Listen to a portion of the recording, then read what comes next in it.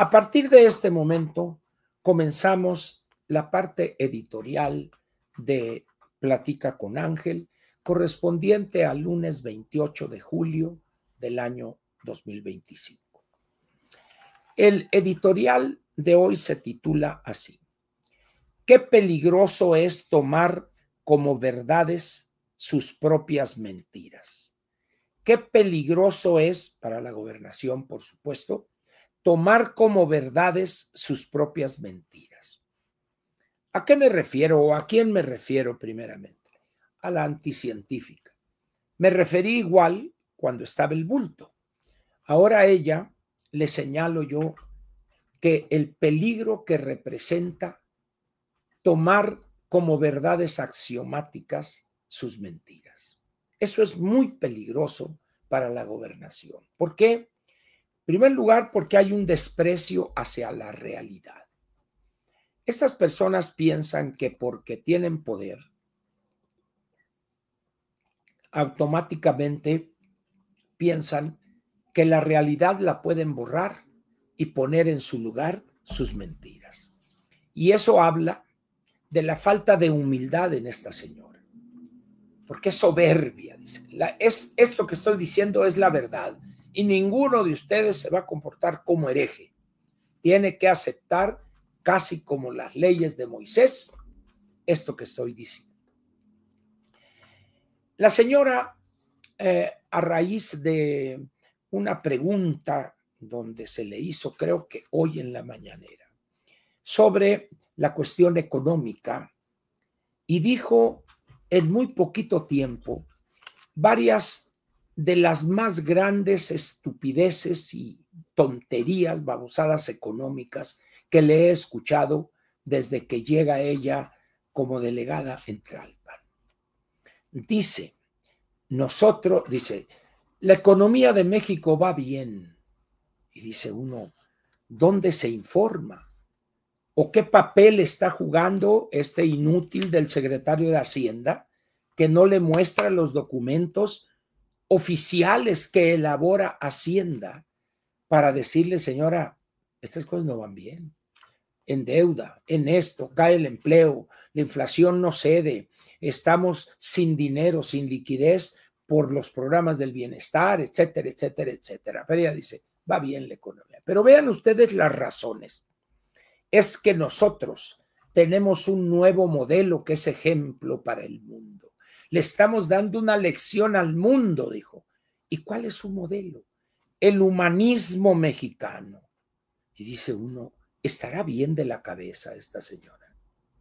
Alguien me dirá, Ángel, es que eso es para las galerías, para sus babiantes seguidores. A ver, no lo dudo que sea para sus babiantes seguidores. Lo acepto eso.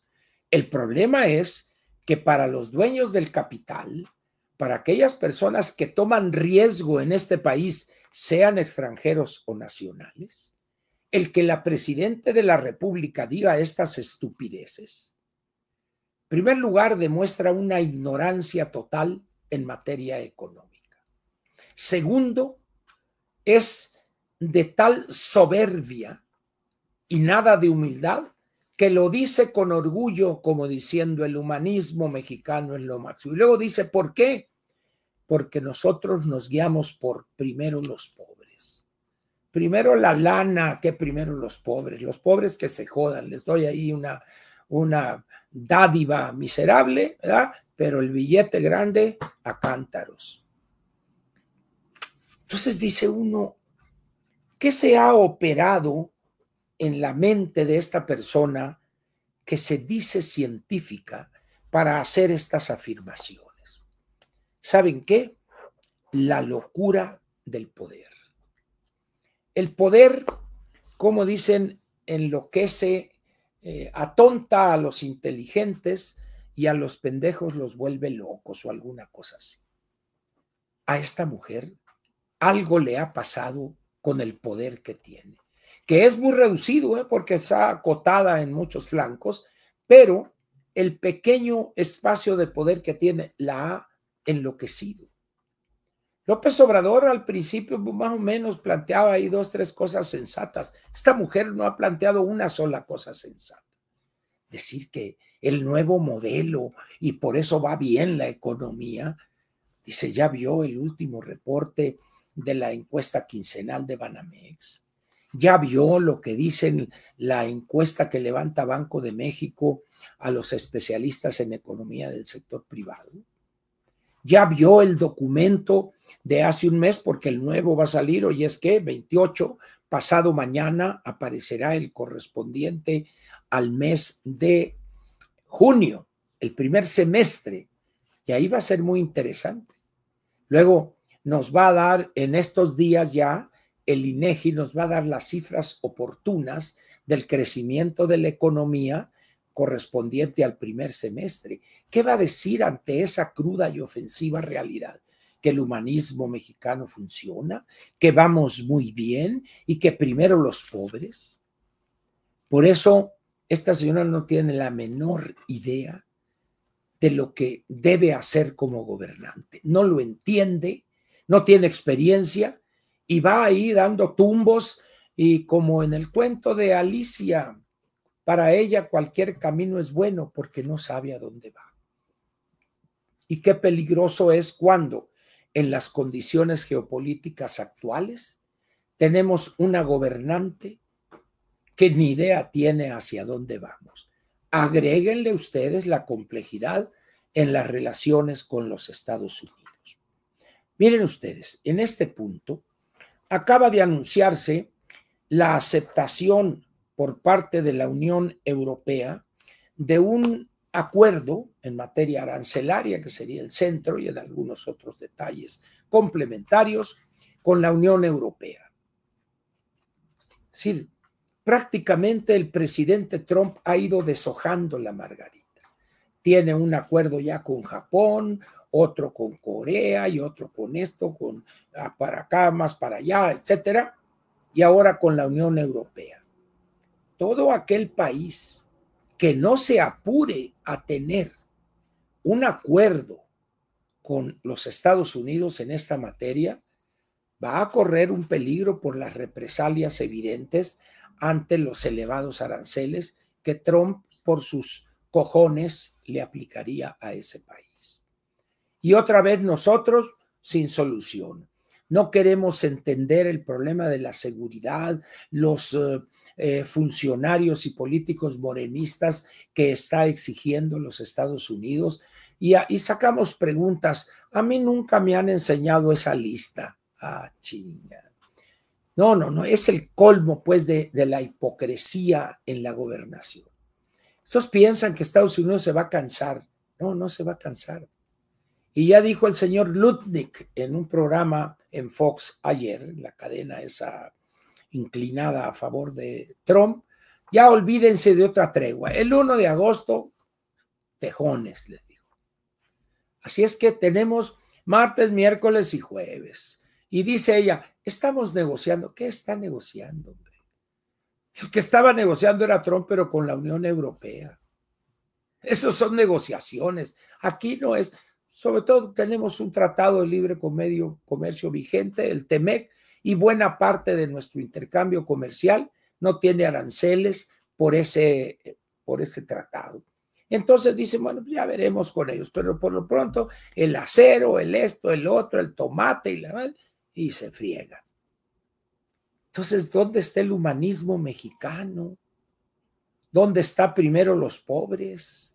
Dice uno, esta señora no tiene la menor idea, y con ese canciller y con ese secretario de Economía, olvídense ustedes de que algo bueno nos vaya a pasar. Luego, ante esas babosadas del humanismo mexicano y que vamos bien, etcétera, etcétera, ¿quiénes piensan ustedes del gabinete que en verdad comulgan con esas estupideces de la anticientífica? ¿Quién? Pienso que ni siquiera la Altagracia, que ni es alta ni tiene gracia. Si se fijan, ya aparece poco la compañera.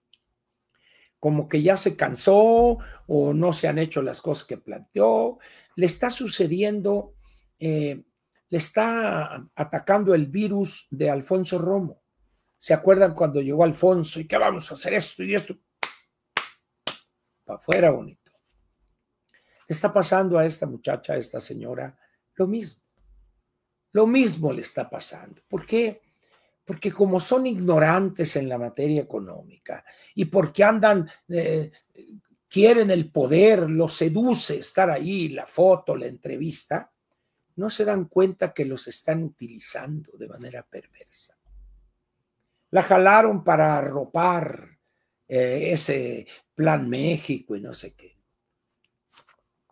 Dijo, es imposible que alguien acepte esas mentiras, pero no, hay algunos que sí. Su ignorancia en materia económica, entre otros áreas del conocimiento, que aceptan eso como válido. Por ejemplo, la señora Rosa Isela. Esa señora está tapada. Es una nulidad completa. Ella sí acepta las babosadas y las mentiras que dice la anticientífica.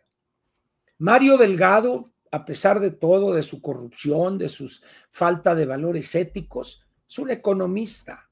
Sabe que está mintiendo la anticientífica. ¿Quién más le diría? Esta señora alcalde, la disque presidente de Morena, no tiene la menor idea de economía. Sí, dice ella, sí, y muy bien, y anda ahí, y no se da cuenta que es nada más alguien a quien están utilizando, una figura bonita, agradable, frente a ese care vampiro que es Andy y que le vale. Yo me voy de vacaciones a Japón y pues, ya ahí se ven, ¿verdad?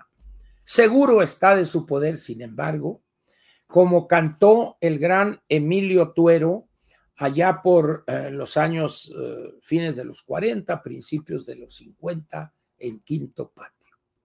Las torres que en el cielo se creyeron, un día cayeron en la humillación.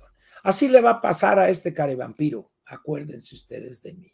Y también a esos ensoberbecidos por acá y que no se cansan de decir mentiras para estar en consonancia con esta mujer, la anticientífica.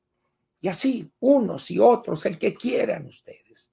Nada les sale porque son muy incapaces. Y cuando se mete y explicar lo del AIFA, peor tantito.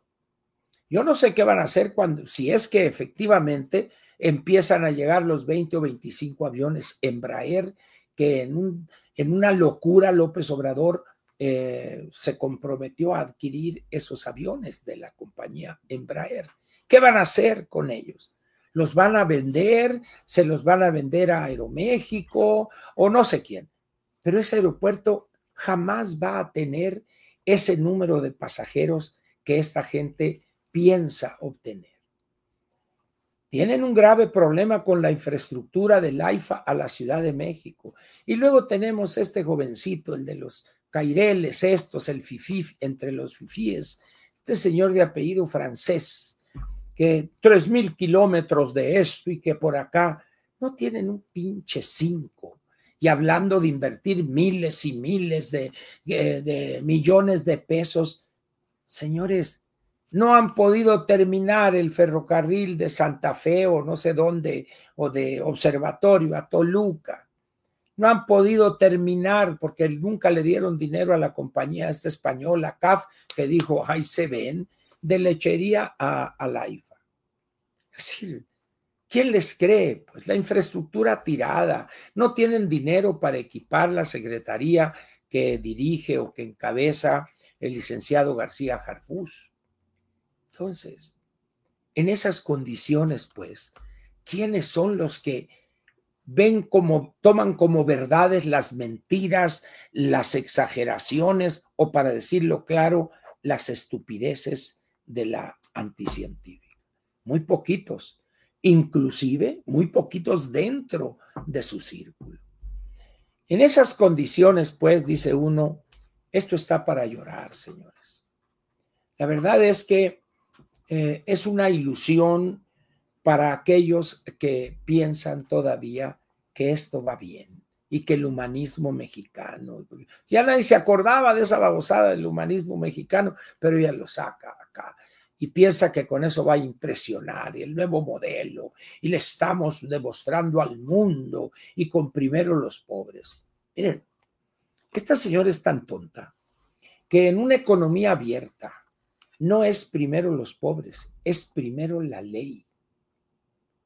Ojo, es primero la ley y su respeto por todos sin distingo alguno, porque eso genera, estimula y fortalece el Estado de Derecho.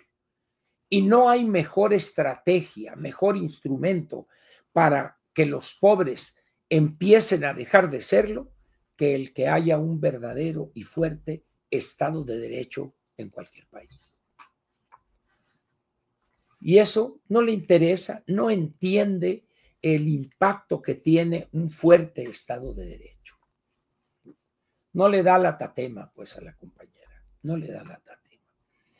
Ahora, algunos amigos,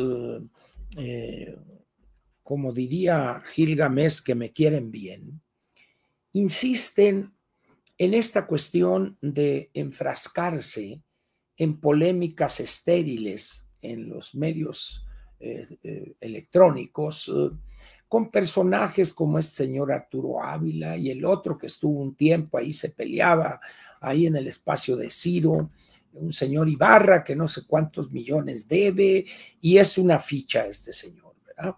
Entonces, mi opinión al respecto ha sido muy clara siempre. Discutir con alguno de ellos, ni en privado y mucho menos en público, sirve de algo. ¿Por qué? ¿Cuántas personas ven, vamos a salirnos a otro, ven Tercer Grado o La Hora de Opinar? ¿Cuántos? Cuando se pongan ustedes a revisar y tengan información dura, los clásicos, otros datos, verían que son programas que al mexicano promedio no le llaman la atención, no le interesa ese tipo de programas. De tal manera que cuando aparece esta senadora que le achacan una affair, un romance con Adán Augusto, el hombre de la jirafa enamorada, y se pelea con ellos y dice tonterías, mentiras mil, con vehemencia, y luego le contesta la señora López Rabadán, y luego el otro por allá, y esto, y lo, ¿qué ganan ellos? ¿Tiene un impacto eso en esta lucha en contra? Mi opinión personal es que ninguna. Siento yo que la batalla de las ideas la debemos dar en otros espacios, no en esos espacios que ilusionan a los tontos. Acá y que no, y que se agarraron, se pueden agarrar, se pueden deschongar, pero a la media hora nadie se acuerda de eso. En cambio, si nosotros trabajamos con los militantes del PRI, con los militantes del PAN, los convencemos, les damos argumentos sólidos, bien explicados, con claridad, con sencillez, eso sí tendría un impacto porque estaríamos promoviendo el que miles de ciudadanos tomaran conciencia de la clase de gobierno que tenemos. Explicarles, miren, se va a acabar el dinero por estas y estas cosas, no va a haber estos recortes, no hay dinero para salud, no hay dinero para medicinas, explicar todo eso. Dejemos que aquellos se peleen ahí, que este señor, ¿cómo se llama? Este joven que parece un Buda jovencito, ¿cómo se llama este hombre? Ahí, es el nombre de un poeta o escritor árabe, Gibran, ¿no? Un tal Gibran, ahí se pelea con este y se pelea con el otro. ¿Qué ganan? Estaba en Morena, era de sus grandes apologistas y ahora está en Movimiento Ciudadano y mañana seguramente va a estar en otro partido. Es decir, así se la viven, pues, así se la viven. Como Monreal, que estuvo en el PRI toda su vida y luego de ahí se fue, creo que al PRD o al PT y luego ya desembarcó en Morena. Es decir, son saltimbanquis de la política. Andan tras el hueso. Vivir sin el hueso para ellos es la muerte. Entonces, ¿qué sentido tiene discutir con ellos? En primer lugar, son discusiones que el mexicano promedio no entiende, no tiene los elementos mínimos de esas áreas del conocimiento, de la economía, de la política, etcétera, de tal manera que nomás ve ahí a 2 o 3 fifíes gritando y diciéndose hasta de lo que se van a morir. Pero de ahí en fuera nada pasa. De ahí en fuera nada pasa. ¿Por qué? Porque estamos dando una batalla no en el espacio correcto. Esto es un poco como cuando un boxeador va a pelear por el campeonato mundial en la categoría que quieran del box. Y una parte de su entrenamiento es lo que se llama los rounds de sombra. Y entonces el vato arriba del ring solo y el entrenador, el jab, y el gancho y acá y todo. Entonces, no, ya vas por el campeonato. Llega la pelea y le ponen una zurra. ¿Por qué? Porque se engolosinó con los rounds de sombra. Así estamos, así está esa gente. Pelearse ahí en el radio y todo, y quién ganó. Y todo. Es simple y sencillamente creer que los rounds de sombra equivalen a la pelea en serio. No, señores. No. La otra tarea es difícil, no todo el mundo la puede llevar a cabo. ¿Por qué? Porque esas personas están acostumbradas a moverse en un espacio supuestamente de alto nivel intelectual. Pero resulta que el pueblo mexicano tiene un nivel de años de educación que debe estar en los 8,5 o 9 en promedio. Pero quiere decir que hay decenas de millones de mexicanos pues que habrán terminado la primaria o quizá la secundaria en alguna escuela federal donde los de la CENTE son maestros, no entienden nada. Pues. Entonces, hay que llegarle al ciudadano de otra manera. Respeto a las personas que dicen que eso es productivo. Respeto su opinión, pero no la comparto. Y yo fui educado a que si yo no comparto algo, no debo verme obligado a hacer. No creo en el sentido de tomarlo como algo positivo, no en el sentido religioso. Pienso que eso no es productivo para sacar a Morena, para concientizar al ciudadano. Luego de repente a la misma hora hay 3, 4 debates. ¿A cuál va a ir? ¿Al que tiene más rating? ¿Al que se acuerda usted qué radio es? Sin embargo, pululan en el cuadrante una cantidad de espacios así y todos, en el caso económico, repiten lugares comunes de que el crecimiento del PIB y que acá y que ahora agarran el boletín o agarran el documento de Hacienda y punto. Pero como no tienen una sólida formación económica, no explican las causas de por qué estamos así, qué nos espera si seguimos así. Y si tuvieran que decirlo, pues eso los enemista con algunos apoyos. Ya saben ustedes cómo se mueve, cómo masca la iguana en esos ambientes, de ladito y despacito. Y los lee uno en algún periódico financiero, en El Economista o El Financiero, y es el lugar común, las cosas que se han repetido en los últimos 4 o 5 días, una semana. ¿Por qué? Porque no se informan, no leen, no están al día en las últimas corrientes, en cuestiones económicas. El caso rara avis es Enrique Quintana, por ejemplo, que es un hombre que tiene una gran experiencia, disciplinado. Hay veces que no comparto algunos de sus puntos de vista y hay otras colaboraciones que hacen una verdadera síntesis de la situación que priva en el mundo. Por ejemplo, la columna de hoy de Enrique es de lectura obligatoria una y otra vez. La lectura es Semana Crítica, Acuerdos Forzados y Amenazas Arancelarias. Una excelente colaboración. Sin embargo, para entender muchas de las cosas que ahí plantea Enrique, hay que tener conocimientos, porque habla de la situación en el mundo de crecimiento del producto, inflación, tasas de interés, etcétera, etcétera. Y pues Por desgracia, somos un país de educación primaria. Hay colaboradores de periódicos que, Dios mío querido, dice, ¿quién le dijo a este? Pero, como dijo aquel, Ángel, es lo que hay. Es cierto, es lo que hay. Y eso es una traducción de la realidad del país. ¿De dónde íbamos a tener especialistas en economía sólidos, que con opiniones, con una visión de largo plazo, que se van a las causas? Si esto no es Estados Unidos o no es el Reino Unido, Francia mismo.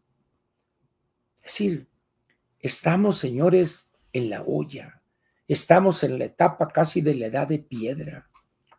Cuando ustedes toman a todos los analistas económicos, y quito las excepciones de rigor, pues, pero a la otra masa son nada más gente que anda ahí, que no encontraron otra cosa y son panegiristas y dicen el lugar común, nada más.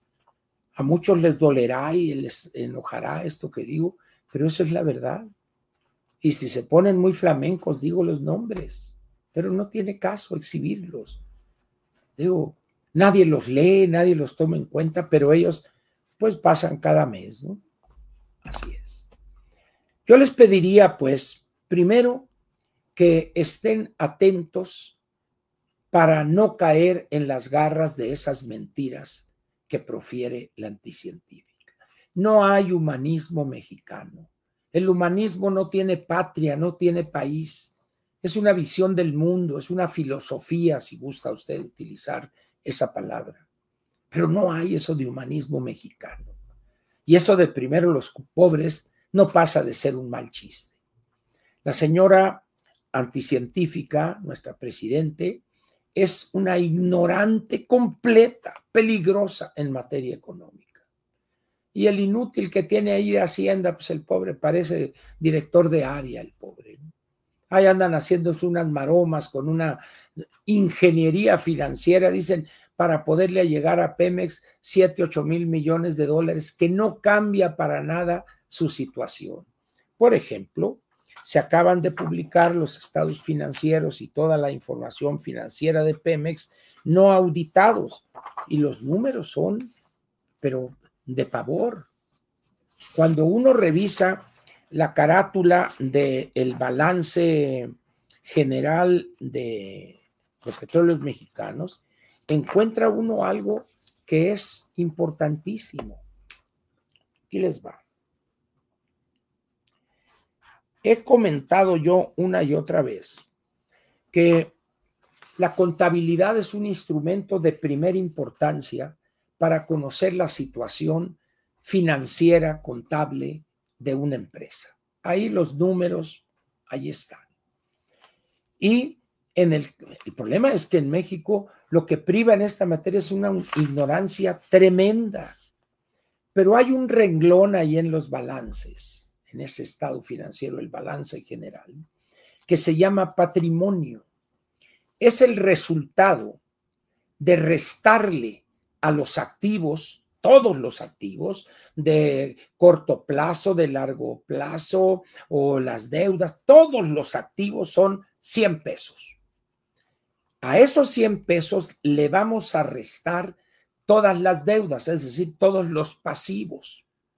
Si todos los pasivos son 60 pesos, quiere decir que el patrimonio de esa empresa son 40 pesos. Es positivo, por lo tanto, la empresa está bien. Lo ideal sería que tuviera 50 pesos, es decir, que su patrimonio fuere la mitad de sus activos. Muy bien. Pero ¿cómo está Pemex?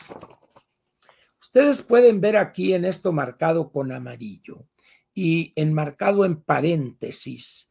Pues no se alcanza a ver bien, pero les voy a leer. Patrimonio, dice, al 30 de junio del 25, que es el más reciente.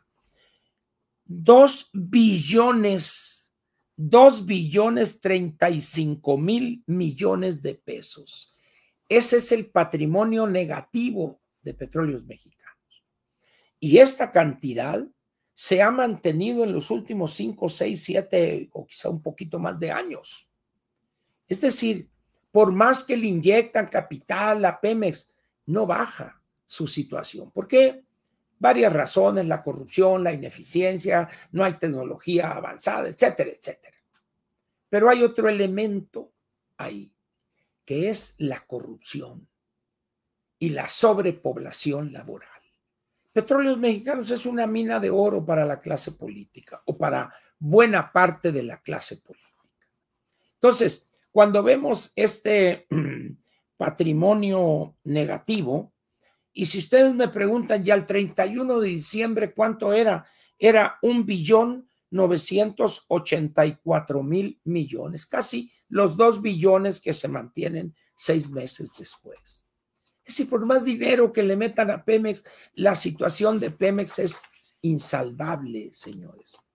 Y veamos algo gracias a la acuciosidad del doctor Carlos Ramírez. Vean ustedes lo que voy a mostrarles aquí.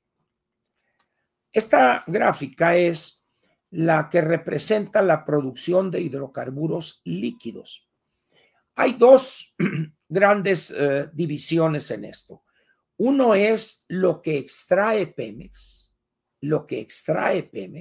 no lo que produce, es lo que extrae Pemex del subsuelo, y otro es lo que lo que extraen los inversionistas privados que manejan pozos cuando aquellas asignaciones producto de la reforma energética. Bueno, pero luego hay otra cosa que se llama crudos, que llaman condensados. Esos condensados son alguna cosa que no entiendo bien a bien yo qué son los crudos condensados, pero no es el crudo. Y ustedes pueden ver aquí en la curva de abajo, donde dice 1.366, eso es 1.366.000 barriles diarios que extrae Pemex sin los condensados. Y vean ustedes la tendencia clara desde el año, ahorita les voy a decir, desde el año principios del 2023 o fines del 22. La caída es franca. Esa es la realidad de Pemex. Todo lo demás que digamos es pura literatura. Quien esté interesado en esos números, les recomiendo que busque estos documentos, están en la página de Pemex. Ahí va a encontrar todo género de cuadros, de gráficas y de datos que le van a decir a usted de manera cruda cuál es la situación de Petróleos Mexicanos.